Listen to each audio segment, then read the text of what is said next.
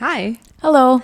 Welcome back to another episode of Our Years. This is Barry. I'm Rima. So now that we have gotten into a certain age group, I know I bring this up every week, but I think like the other day we just realized how we've never really thought about making friends when we were like in our early 20s. Yeah. And only now that we're in our 30s, it seems like making friends are so difficult. Yeah. And I feel like it's one of those things that you actually have to put on your mental to-do list. Yeah. Because otherwise it just won't happen. And it's jarring because that has never been the case. Yeah. I studied in the same school from first grade to 12th grade. And so I was very much in a little bubble and double-edged sword, right? Like the advantage of that is that I had the same group of friends my whole life through my formative years, through high school.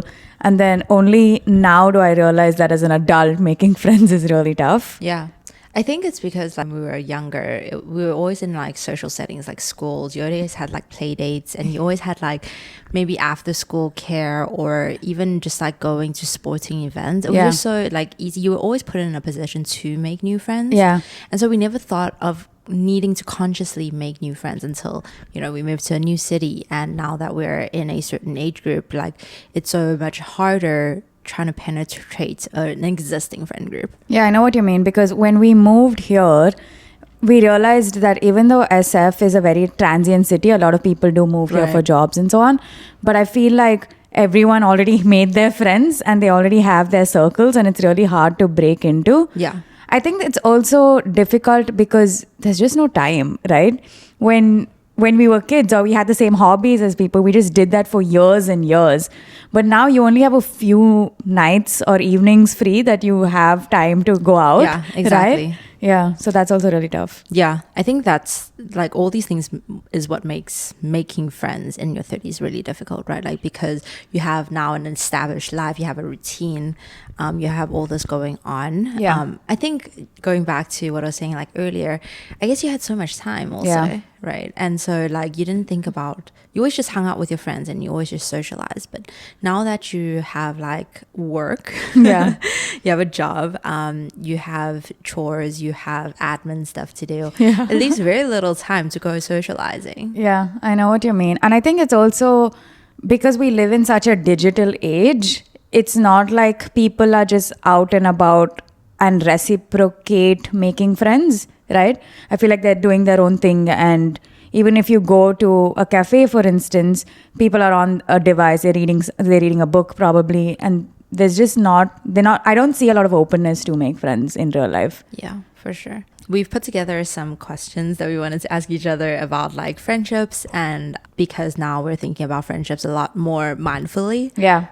We had all these questions that I think would be very interesting to go through. So let's jump right into it. Okay, so because we both did our schooling and undergrad in different countries before moving to America, a lot of our core friendships are in places that we don't live in right now, right? So we're almost doing long distance friendships with most of our friends. Right. And that's been really challenging. The time difference really makes a difference. And I didn't think it was one of those things that I would have to consciously think about. But now it is one of those things where like me and my friend have a calendar invite to catch up. And it's sort of a very clinical approach to it, but it is, you just have to do it. Yeah.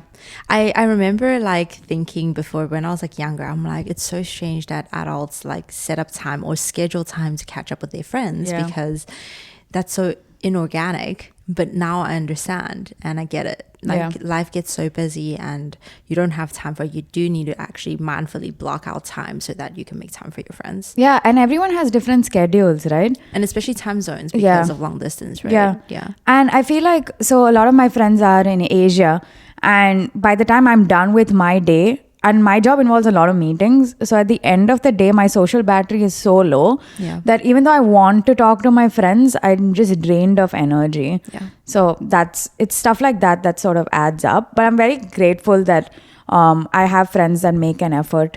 In fact, sometimes more than me to keep in touch. And I think each friendship needs that because otherwise it's just going to fizzle out. For sure. And when she says Asia, she actually means India. That's true. Yeah, I have no friends in the rest of Asia. But India is a part of Asia too, Barry. Sure. Yeah, Barry doesn't think India is part of Asia. You get Asia and then you get India. Yeah. I think for me, especially because I moved so much throughout my 30 years, right? Like moved so much as in like, you know, I lived in all these different places. I lived in South Africa for 2 decades. And then I lived in Taiwan for like 7-8 years. And then I moved to the States. Yeah. So like these are not short periods of time. So you obviously establish like a friend group, right? And a community in those different places. Yeah. And because I've moved so much, like to maintain those friendships, you know, is really difficult because first they're like in different time zone. Second, you know, they're like busy with their own life and it's very different to mine. Yeah. So scheduling, like your point, scheduling time is very difficult. And so like navigating how to maintain those friendships is I think a challenge. But I feel like, you know, if you have a strong enough friendship, it's like a challenge that you'll overcome together and only makes your bond stronger. Yeah, that's true.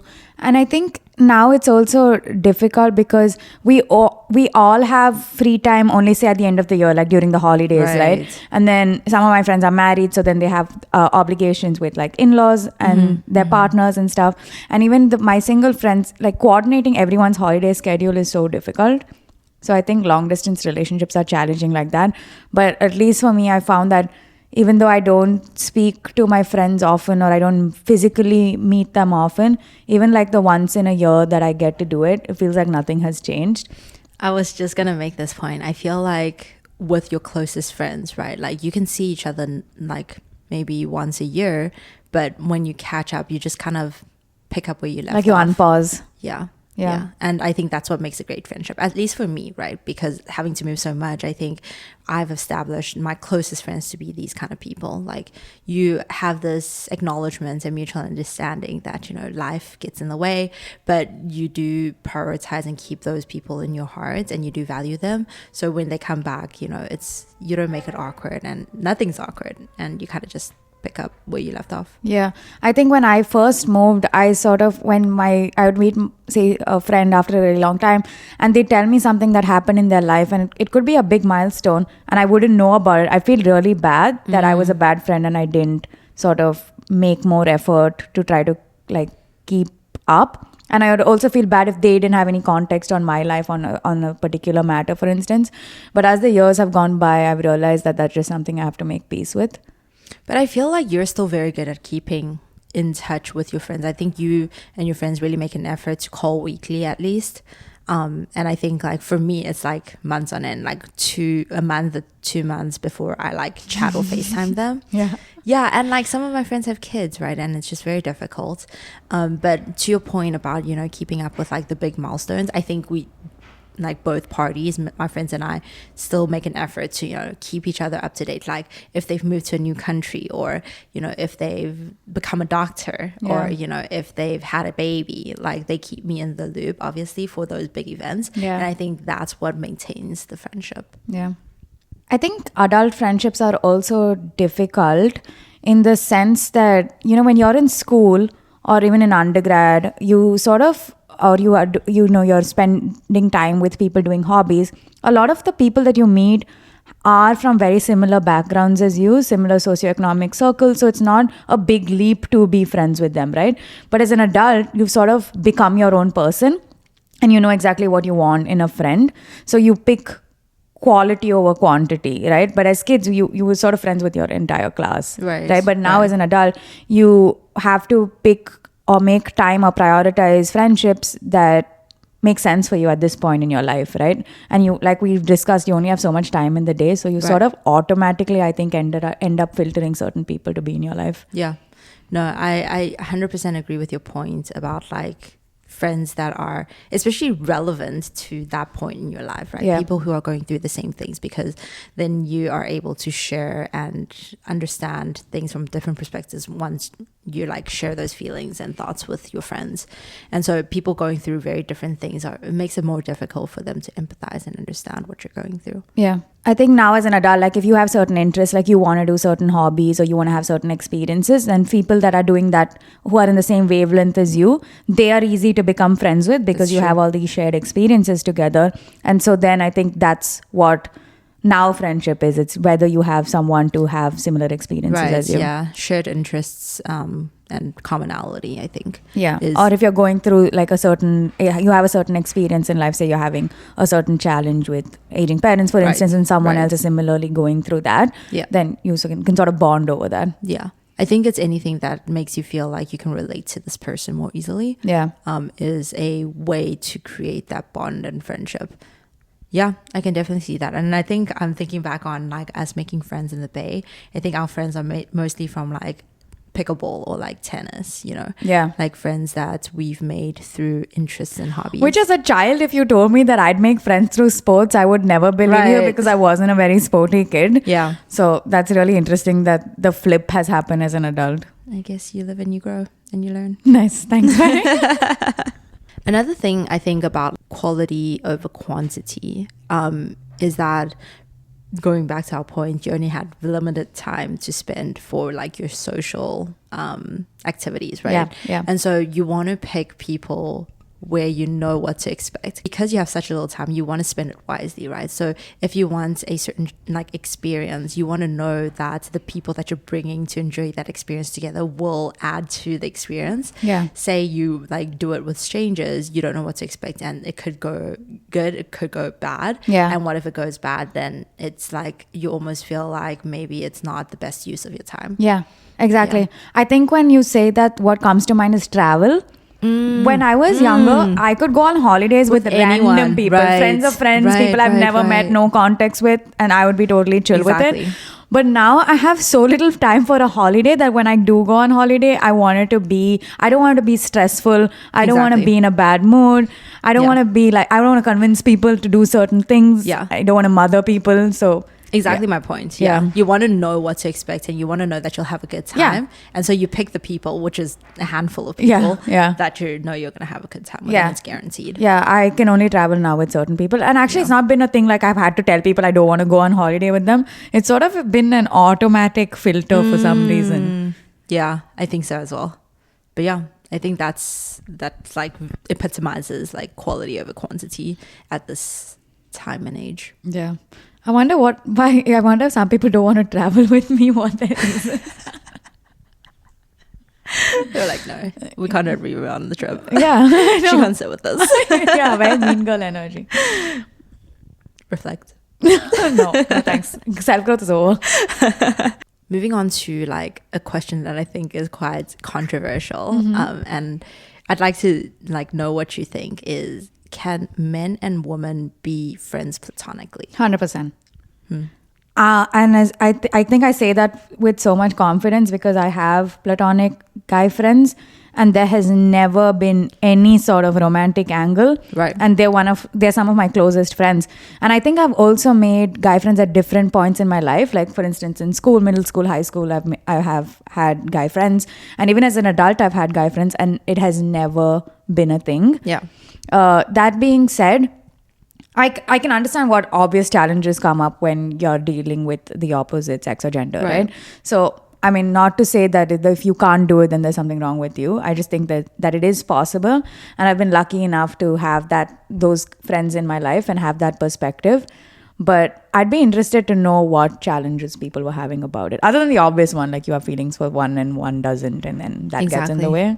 Yeah. So I think like for me, I 100% agree that you can have platonic male and female friendships. Yeah. It's funny because I think one of my relationships in the past, this was like an ongoing theme that we would fight about because I have quite a few male friends that I'm pretty close with, that I would like hang out with and just do things with like on like solo. And to me it's totally okay because like you said, you've already established that you know this would not move on from just being friends. But for him, I think maybe his friend circle and just the environment he grew up in, he was just like, guys have intentions, and if they're friends with you, it means that they see you as potentially something more than a friend. And he's just like, that is just guy code, and like every guy thinks like that. And I don't think every guy thinks like that, which is why we fought about this or argued about this a lot. Because I have like guy friends that I would just hang out with. So did this the guy that you were dating, did he not have platonic female friends? He had, but like he kind of like, it was not close. They were just like go out and like in a group. Yeah, they would go out in a group. Or even if they went out alone, they wouldn't eat over like a 2-3 hour dinner. They maybe just went and grabbed something quick, grab coffee or like catch up like that. Or I think to his point, he was just like, only if you were childhood friends and you've known each other for a whole number of years, then it's fine, right? But if it's someone that you're just meeting, especially when you're an adult, he's like, it's very hard to be just platonically friends. I think even when you meet someone as an adult, I think maybe there's a window in which you know what this is going to be. My window is like 30 minutes. If I'm like in this 30 minutes, I talk to you and I don't see you as anything more than a friend. Yeah. It's set. 30 minutes. 30 minutes, it's done. Wow. Very impressive. That's a very efficient system. I know. I think as like 30 minutes is a good enough time for me to, I think I know myself pretty well. Like to know whether this person is someone I would be interested in or not. Yeah. And which is why my dates are okay being 30 minutes. Rima's like, no, she can't like date I need someone. a meal. Yeah. I need a sit-down like meal. 3 hours. Yeah, because I need to talk to this person and get to know them. I can't just be like, let's do a quick walk around the block and I'll know. Yeah. Maybe that's changed for me though.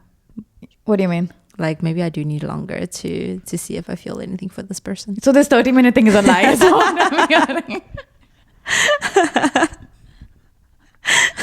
I mean. Yeah, okay. That's a lie. So, okay. 45 minutes. Yeah. Okay. An hour. Yeah. I think the thing with being friends with the opposite gender or sex is also that I think the friends are responsible for making the partners feel comfortable about the friendship. Very interesting.